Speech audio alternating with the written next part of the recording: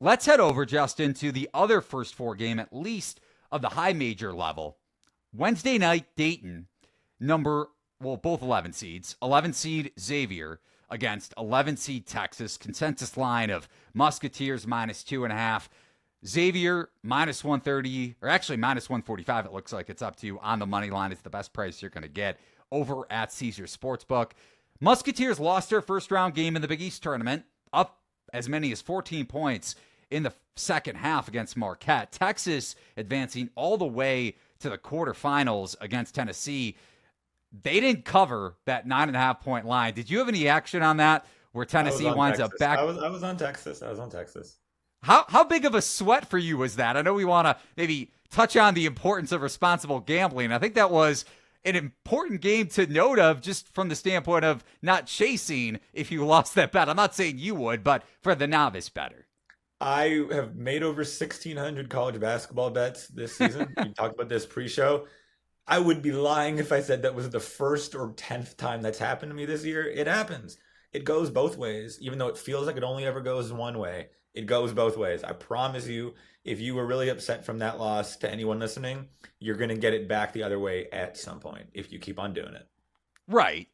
If you're making enough bets, and that's not saying you should play a ton of bets at high volume if you're just getting started at this, but variance typically water meets its level when it comes to positive and negative variance. But like I mentioned with the Xavier Musketeers, as we look at the Midwest region where Houston is the number one seed in that particular region, Xavier favored.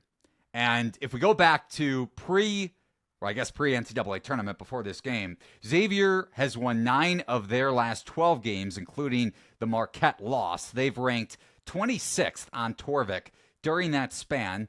So this is where I kind of look at Texas and their success in Nashville. And that isn't to say that the Longhorns didn't play well, because this was about the first time all year. I think the 5th time all season they've had a full complement of their starting lineup and rotation that they expected to go into the season with. So it's not like maybe Texas hasn't started to peak, but you also can't have tunnel vision, right?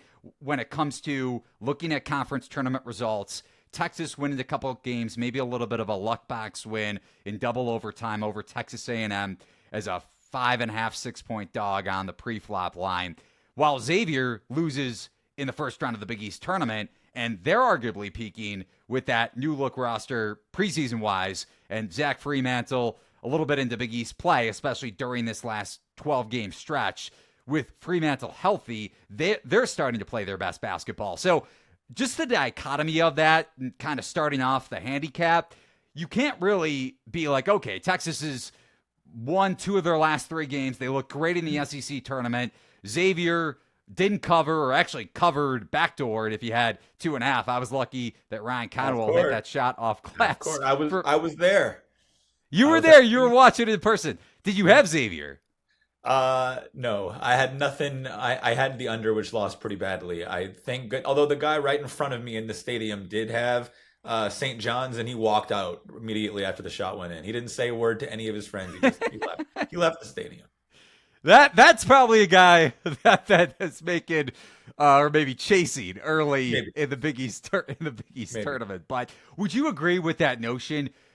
We can't have tunnel vision when it comes to conference tournament results. And before I get into my deeper handicap of this game with the individual matchup, just because Xavier lost in the first round doesn't mean that you should be running to the window and backing Texas as a dog yet again.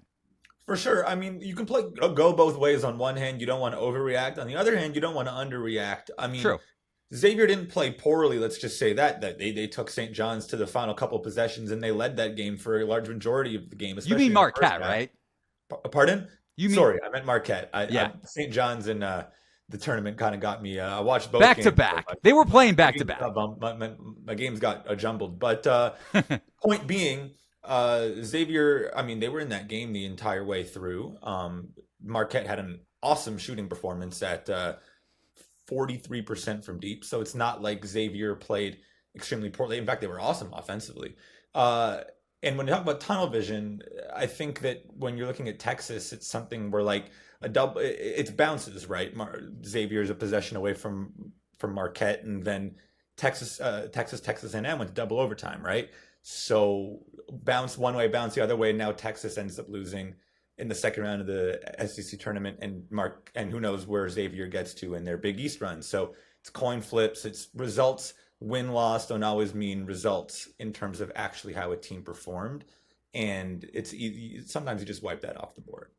Yeah, great points there. So for me, I haven't placed a bet on Xavier. I kind of want to see how the market fluctuates. Maybe I should have already, with the market bumping this one up to minus 145 on the money line, but I'll likely have a play on X on the money line. Viewers, listeners who have been watching the show, listening to the show in recent weeks know how high I am on this Musketeers team, considering their recent play. And like I touched on, they've been peaking ever since late January, actually ever since the loss to St. John's in overtime, where they were up double digits in the second half of that one.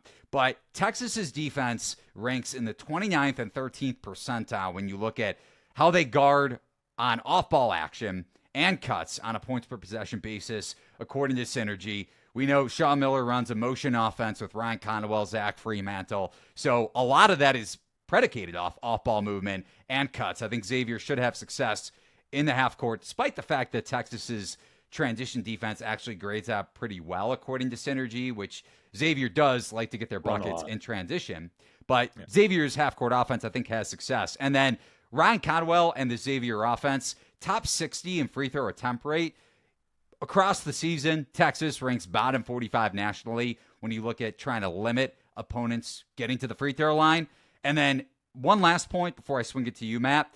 At the other end of the court, Dalen Swain, who's Xavier's Swiss Army knife, 6'8" wing, arguably maybe a second, maybe back-end first-round pick if he goes into the draft this year, although he had a late-season injury that maybe cost his draft status and draft stock a bit. But I think he's able to hold Trey Johnson in check, just considering his length, athleticism, and size. Trey Johnson, an eventual first-round pick, one and done for the Longhorns. So needless to say, I like Xavier in this game, just haven't played it yet. Be sure to check out our Discord channel. Link is over at thelines.com in the top right-hand corner for all of our best bets from our staff. But any bets, any leans from you here, Matt?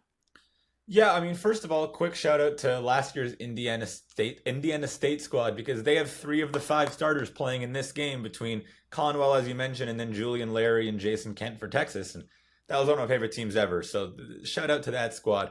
A little emotional, I'm sure, for all 3 players. Oh yeah, they're gonna see each other, think they should have been here together in the tournament last year when they got snubbed for Indiana State, and then they went to the NIT final. Regardless, a quick stat for you: Texas plays at least a form of drop coverage, with Caden Shedrick being an elite rim protector. Xavier played 10 drop coverage opponents in Big East play, and they scored over 1.1 points per possession in 9 of them. I've been tracking this all season long. They murdered drop coverage in the Big East, which is known for it, between Providence and Butler and UConn and Creighton, of course. And they struggled with more aggressive schemes like St. John's and Marquette, where they had to swing, shoot a ton of threes, which isn't their biggest strength. They're going to be able to dribble penetrate against this Texas team, and they're going to be able to, like you said, find off-ball cutters in Sean Miller's motion offense. I think and then the free throw line, they're going to score here. The question is Trey Johnson going to have a 35-point game, but is he going to get that through the mid-range? Is it going to take him 22 shots? Is it going to be efficient? Are there going to be other players for Texas contributing? Is Jordan Pope going to show up, because he's super hit or miss? And I think that there's way fewer questions when it comes to what Xavier is going to do than what Texas is going to do. So I would lean with you on the Xavier side. All right. Good handicap there.